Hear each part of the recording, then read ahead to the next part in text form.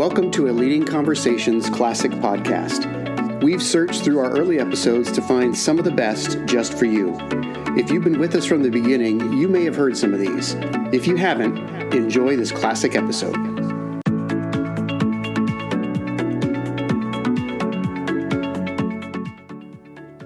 Welcome to the Leading Conversations podcast, sponsored by the Excel Leadership Network. On each episode, J.D. Pairing will have conversations with church planting pastors and leaders from around the country. You can learn more about how to connect with Excel at the end of this podcast. Let's join J.D. now and listen in on this leading conversation. Welcome to the Excel podcast. I am so excited today to have one of my best friends in life, one of my comrades, partners, teammates, Colonel Geoff Wells. Thanks, Geoff, for agreeing to do this. You're quite welcome. Hey, I would love for people just to hear this, your story, especially as a kid, some of the stuff that happened that made you realize maybe there actually is a God. So tell us a little bit about your upbringing and what happened. Okay. I come from a family that was a broken family. My earliest remembrances in my childhood, I was, I guess, about 3. I have 3 brothers, or by my dad, and my mom and my other brothers were all living alone in a little house on the corner of Brooks and 6th Avenue in Venice, California. And we lived in one of those neighborhoods that was kind of diverse because, we had some of everybody in the neighborhood, Black, Asian, Hispanic, white. It was a crazy little place. And I can remember because my dad used to come every week to pick us up and take us and visit. And things got kind of bad because there was some anger between my mom and my dad that we kids did not understand. A couple of years later, my mother met another guy and they got together and we moved. But I used to go back to the old neighborhood and just visit guys that I went to school with. But it was just kind of crazy. And I guess I was about 10 or 11. We started going to the First Baptist Church of Venice. The pastor lived right around the corner from us. It was great. They had a kids ministry, and I got to join the Trail Explorers. I think I was 11. But then my cousin moved in down the street. We used to spend the days playing, being in the street. That's what kids did in Los Angeles. And my mother always chided us about throwing rocks and shooting slingshots. And we didn't listen. We were, boys, being boys. And one afternoon, I walked out on my back porch and my cousin was downstairs trying to shoot me with a slingshot. And I told him, you couldn't hit the broadside of a barn. And then he hit me square in my left eye with a little round berry. And all I could see was red. I knew I was in trouble because my mother was going to be home shortly. And I knew she was going to kill me if I didn't die before that. The long and the short of it, they rushed me. They got back in rush hour traffic. Headed for Los Angeles for Queen of Angels Hospital. And the doctor there told me that I would not see out of my left eye. But I do. I see today with vision better than I had when I got shot. The long and the short of it is the church intervened to help my mom. And it made me realize that God did love me and that he had something for me to do. I didn't know what that was. But after the doctors had given me up for not being able to see, I saw just fine. And that made me question, okay, how could this happen if the experts say you're not going to see and you can see? And it just brought me to the realization that God did love me and that he intervened on my behalf. And that was my faith moment. That was when I said, there is a God, and he's more powerful than anybody else in the world. The unfortunate thing is, as I grew older, I said, hey, I got this and I can take control. So, and I guess I had some gifts I didn't really know about. I wasn't the dumb guy. You were a gifted athlete, right? You were yeah, pretty fast runner. I was a very fast runner. I ran from the track coach for a while, and then one day he caught me with a friend, and the next thing is history. In high school, the guy used to watch me run every day, and he says, "You're going to be on the track team." I said, "No, I'm not." But he was smarter than I was, because he switched me from fourth period gym to sixth period gym and told me if I didn't run that I would fail PE. I said, "No." I said, "Nobody in the world can fail PE." He said, "Well, if you don't run, you will." From there, I met another guy who became a significant guy in my life. Ted Banks was my coach in college. I avoided him for a while, but then he caught me. And I ran track in college. And I was pretty good, but, I wasn't anything really to speak about. I ran with Lee Evans. The first time he ever ran a half mile, he ran in the 140s, and I was right at 150. So, but I think for the most part, what happened after I finished college, I went into, I was on my own track, and I was following Geoff Wells, and I wasn't following God. I went in the Army, and I realized that my life was pretty empty. And it wasn't until 1980, I guess it was 84, I went to enjoy the best year of my life at Fort Leavenworth, Kansas. And the guy who moved in next to me was a pastor. And I said, wow, this is great. Because I started asking him questions that I had about God and redemption and those kinds of things. And, he answered some of those things for me, but not enough to make me really feel satisfied. I ended up leaving the Army. And then one day I got a postcard in the mail. I had moved in here in Elk Grove. And there was some church, Discovery, was meeting in a theater. And I went, and I met this guy named J.D. Perry. And the one thing that interested me about him was he seemed to walk consistent with the way he talked.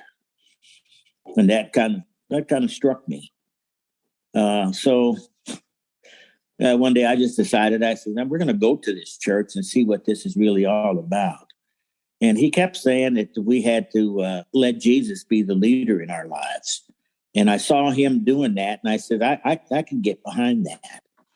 So he started taking me to all these crazy meetings about church planning. I said, I don't know nothing about that. I said, but I want to know Jesus better, and I want to commit my life to him. So I followed JD as he followed Jesus, and man, that was in 1997 when that first happened, and I'm still kind of following him, follow Jesus.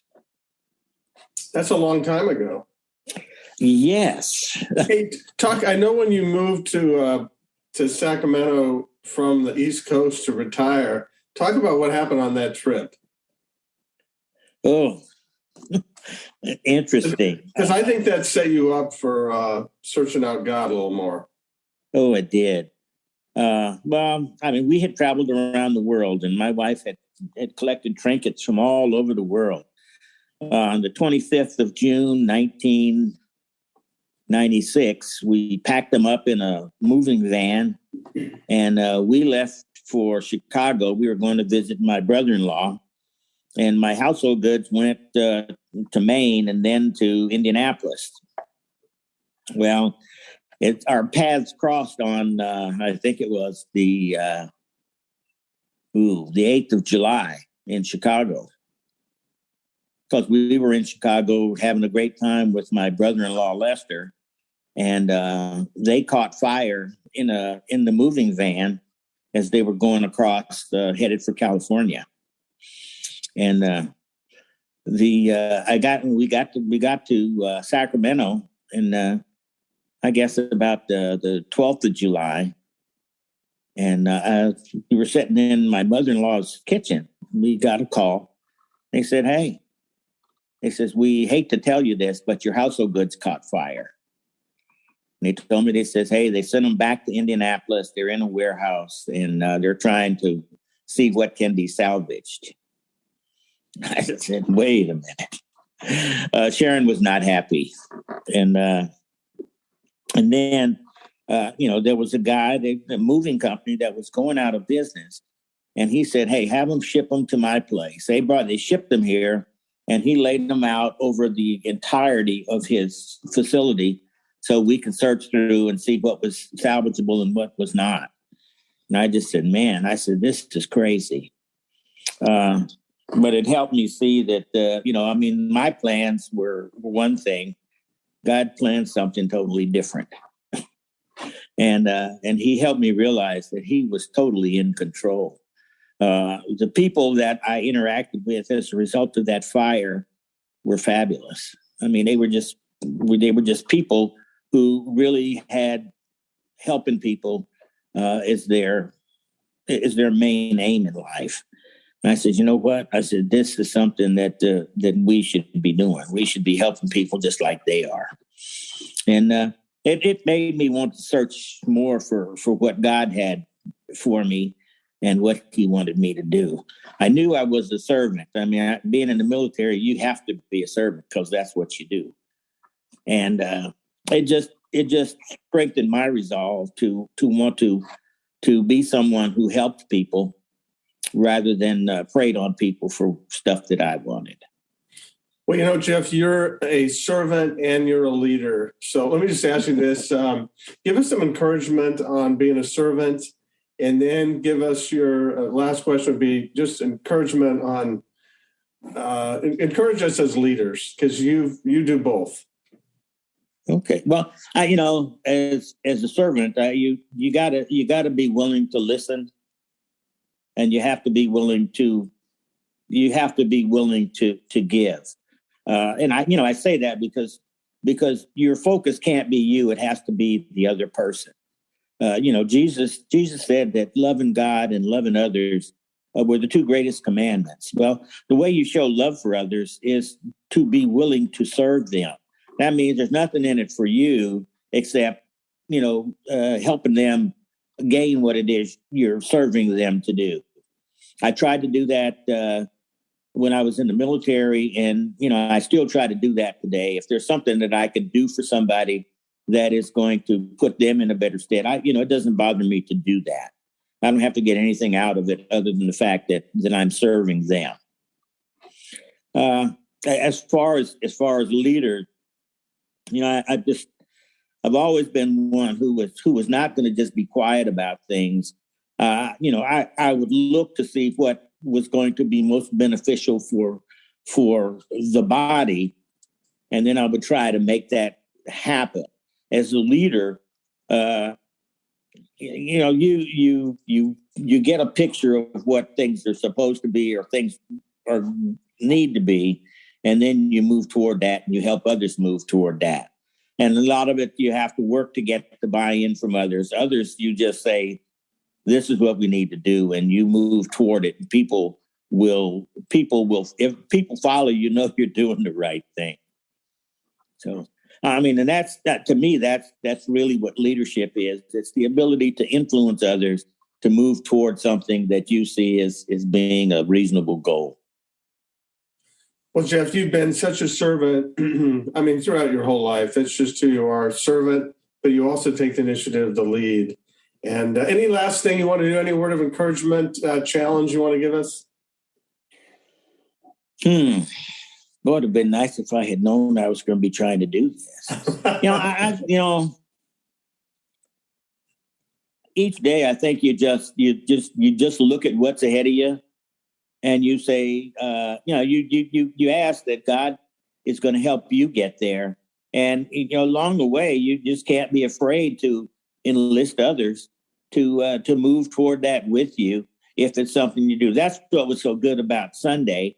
I came on 3 different conversations of people in my group saying, this is what we do, and this is what we think it will benefit you to join that. Why don't you come on and join us? So it's about making those connections. And that's kind of what I see. That's what I really like about Excel. Excel says, you know what? Our job is to get you connected. What we do is infectious because it's work that God has given us. And they see that, and they want to be a part of it. I think that's why I'm still hanging around with you after all of these 29 years.